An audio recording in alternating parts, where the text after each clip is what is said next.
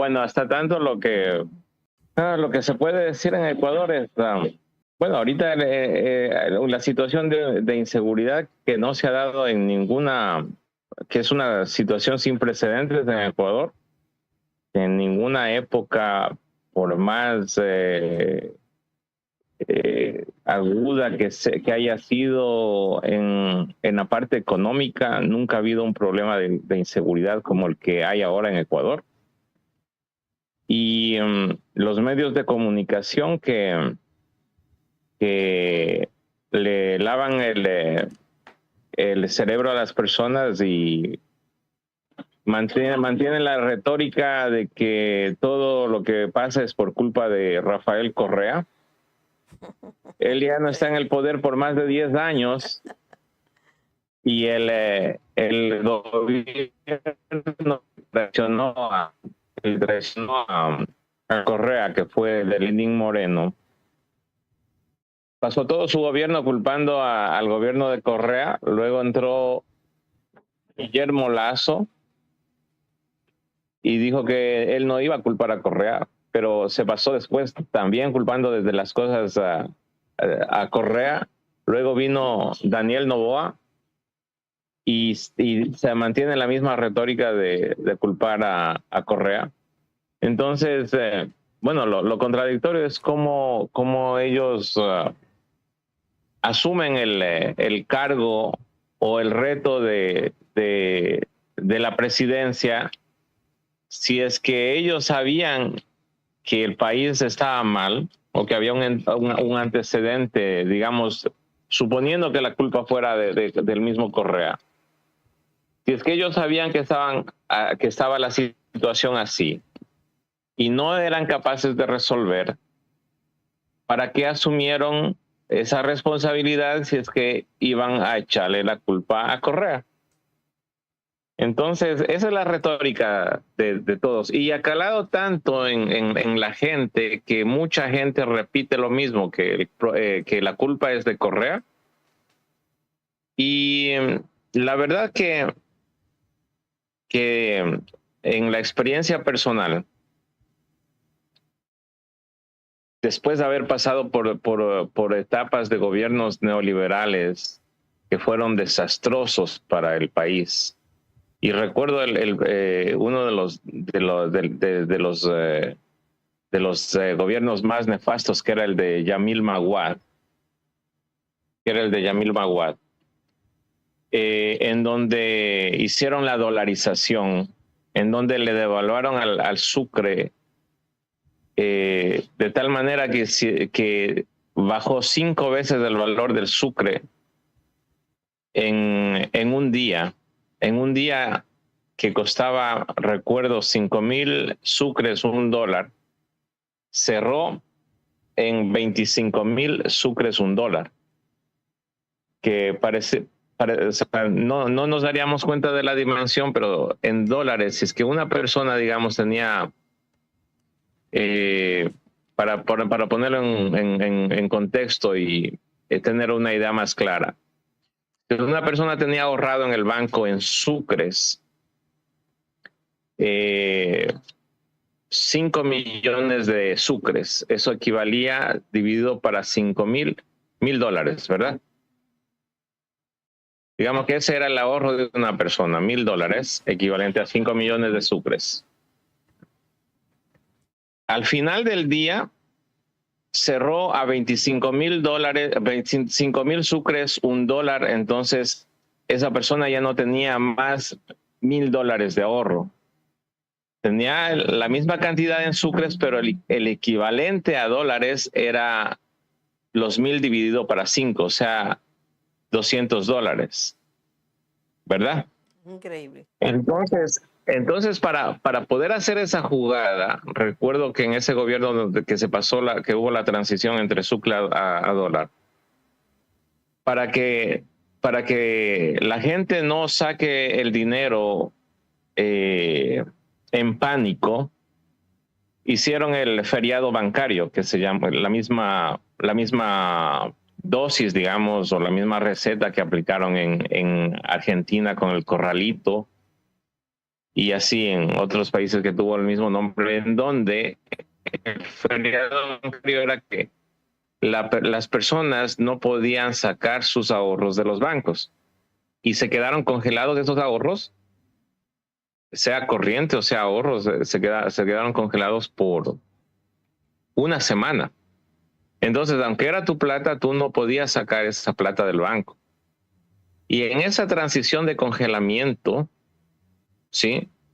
Cuando la gente no podía sacar su dinero, ellos cambiaron el dólar, como le digo, cambiaron, primero le devaluaron al sucre en 5 veces y luego cambiaron la moneda oficial de sucre a dólares.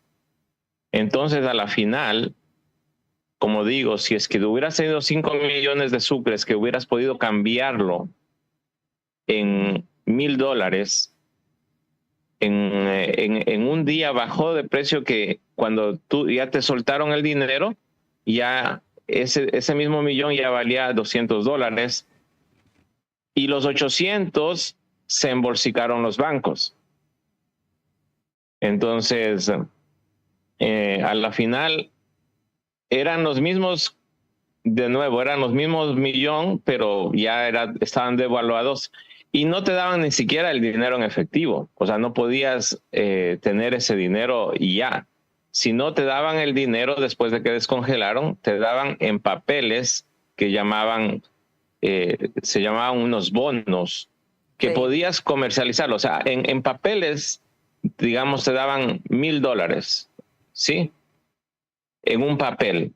Pero era un papel y con eso no podías ir a comprar en el supermercado o en la tienda o no podías pagarle a nadie con ese papel porque era un papel que te lo canjeaban los mismos bancos o te lo canjeaba la Bolsa de Valores de Quito al 70% o 50% del valor del papel. Más valuado.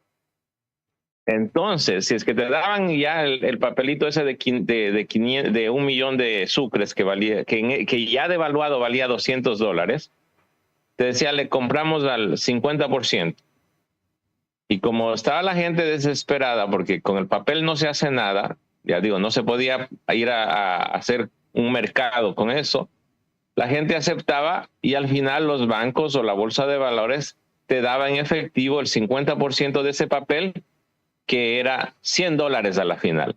Wow. O sea que en la práctica la gente perdió el 90% del dinero que tenía ahorrado al valor de los dólares. Entonces, cuando hubo esa transición, hubo un shock y una convulsión social, que la gente empezó a hacer vandalismo y hacer saqueos de tiendas y rompían los vidrios y la policía ya ni era como no existiera, o sea, era un caos tremendo, era tierra de nadie. Y bueno, y hasta que le sacaron a Yamil Maguad, que tuvo que huir en helicóptero para otro país y después a los Estados Unidos. Luego de eso hubieron otros gobiernos más que vinieron después de esa convulsión social, y hasta que entró Correa y se estabilizó la parte política, económica, y sí hubo un antes y un después. Pero después de Correa, nuevamente el país volvió a una crisis que está viniendo con mayor fuerza que lo que era antes. Ya llegó, como digo, una situación de desestabilización social, de delincuencia que nunca había habido antes, de narcotráfico, de sicariatos, de inseguridad, que la gente no puede salir.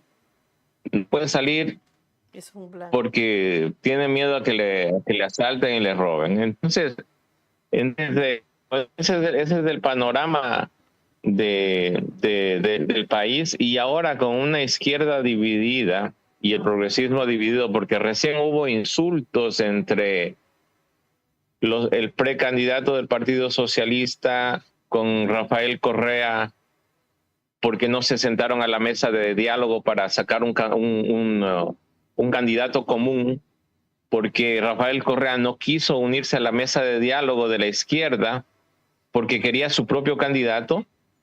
Entonces, hubo hay una situación muy conflictiva ahí, pero parece que el resto de la izquierda sí se unió, pero digo, hubo insultos recientemente entre Rafael Correa y el otro. Rafael Correa creo que hizo un buen gobierno, sin embargo, hay algunas cosas que sí hay que criticarlas. Dentro de eso, digamos, la manera de poner sus cuadros para presidente han sido a dedo. O sea, hay unas primarias que no son primarias y es porque a Rafael Correa le parece o le cae bien determinada persona, pero ya se equivocó con Lenín Moreno. Lo puso a dedo, a discreción, a su entendimiento y le fue mal. Y luego le puso al candidato Andrés Arauz, pero no consiguió los votos adecuados para poder ganarle a Lasso. Y luego puso a Luisa González y tampoco logró la presidencia. Entonces, tampoco o sea, lo malo es que como tiene un voto fuerte el partido de Rafael Correa, el movimiento de Rafael Correa, cree que es lo suficientemente fuerte para ir él solo y convertirse en la aplanadora que antes era, porque antes sí podía ir solo sin necesidad de auspicio, de uniones con otros partidos de izquierda o nada, pero ahora no es así la situación. Entonces sí se requiere de la unidad de izquierdas y están, bueno, ese es el panorama en general del país. Gracias, Lenín. Gracias, Lenín.